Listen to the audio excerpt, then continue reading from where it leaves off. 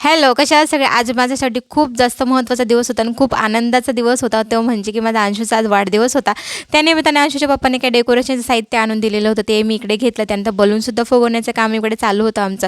सगळं डेकोरेशन वगैरे झालं आणि त्यानंतर ते ताटसुद्धा मला स्वच्छ करून ठेवायचं होतं. हा आहे बर्थडे बॉयचा लूक आणि त्यानंतर आहे माझा लूक. त्यानंतर इकडे इकडे चालू होतं त्यांचं फोटो सेशन आणि त्यानंतर मला इकडे दिवा सापडत नव्हता. तो सापडवला कसा तरी. त्यानंतर मी इकडे ताट वगैरे रेडी केलं. तोपर्यंत अंशूचे पप्पासुद्धा आले आणि अंशूच्या पप्पांना आज अर्ध जेवून सुद्धा सुट्टी भेटलेली नव्हती. मग काय करावं आपण म्हणून ते ड्युटीला गेले. ड्युटी करून आले तेव्हा त्यांनी केकसुद्धा घेऊन आलेले होते. त्यानंतर इकडे अंशूचं औक्षण केलं सगळ्यांनी.